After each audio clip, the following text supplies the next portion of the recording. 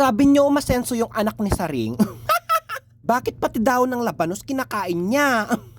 Magmula nga nung nalaman kong kinakain pala yung daon ng labanos mga te, dahil sa mga coworkers kong mga Nepal, grabe kinakain pala yung daon ng labanos no? Nagustuhan ko na talaga mag-ulam ng daon ng labanos, sobrang sarap. Wala pa talaga akong kaalam-alam dati na kinakain talaga yung daon ng labanos. Diba dati na vlog ko na to, na kinakain pala to? Noong nagluto kasi ng labanos yung mga Nepal, grabe sinama talaga nila yung dahon mga te.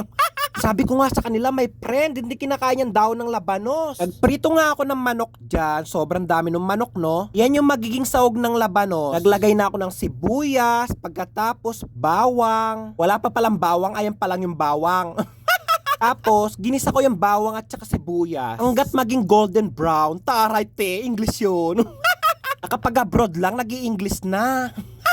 Alik nga pala tayo nung nagluluto yung mga Nepal. Di nagluluto sila ng bunga ng labanos pagkatapos sinama nila yung dahon ng labanos sa niluluto nila. Sa Nepal daw, kinakain pala pati dahon ng labanos. Sabi ko sa amin, hindi kinakain yung dahon ng labanos. Tinatapon lang yan sa bukid. Yung laman lang ng labanos yung kinukuha. Noong pagkaluto nila ng dahon ng labanos at saka yung bunga ng labanos, pinatikim nila talaga sa akin yung luto nila. Wow, sobrang sarap pala ng dahon ng labanos. Kwento ko nga sa kanila na hindi talaga kinakain sa Pilipinas, sa ibang lugar lalong-lalo na sa probinsya namin, hindi talaga kinakain yung daon ng labanos mga te. Hindi talaga sila makapaniwala na hindi talaga kinakain yung daon ng labanos sa baryo namin. Delicious nga daw yung daon ng labanos sa Nepal, sabi nila. Pagkatikim ko nga na sobrang sarap talaga ng dahon ng labanos. Kapag nagluluto ako ng sinigang, sinasama ko talaga yung dahon ng labanos. Try nyo, sobrang sarap kapag nilagay mo sa sinigang. Sinigang na isda, sinigang na manok, sinigang na baka. Wow, sobrang sarap talaga ng dahon ng labanos. Sa sobrang hirap ng buhay namin dati, hindi ko talaga naranasan mag-ulam ng dahon ng labanos. Kasi nga, hindi pa talaga namin alam na kinakain pala yung dahon ng labanos. Ayun ko lang talaga nalaman na kinakain talaga yung dahon ng labanos dahil sa mga coworkers kong mga Nepal. Nibili pa nga daw sa kanila yung dahon ng labanos. Tapos sa atin tinatapon lang mga te. Manok at sardinas nga yung magiging sahog ng bunga ng labanos dyan. Tapos nilagyan ko na naman ng isang tabong tubig.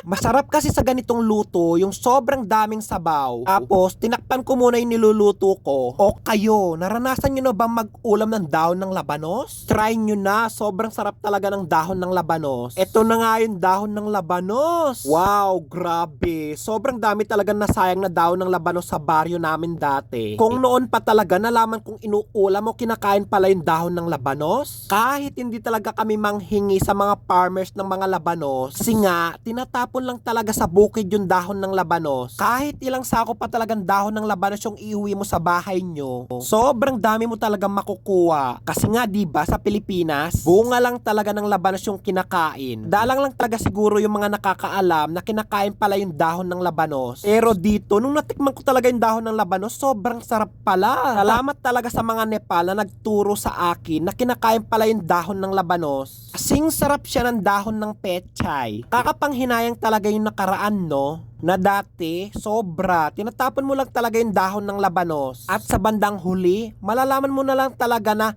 kinakain pala to. Oo, kinakain pala yung dahon ng labanos. Ayan nga, uulamin ko talaga yung dahon ng labanos. Sobrang sarap kaya nito.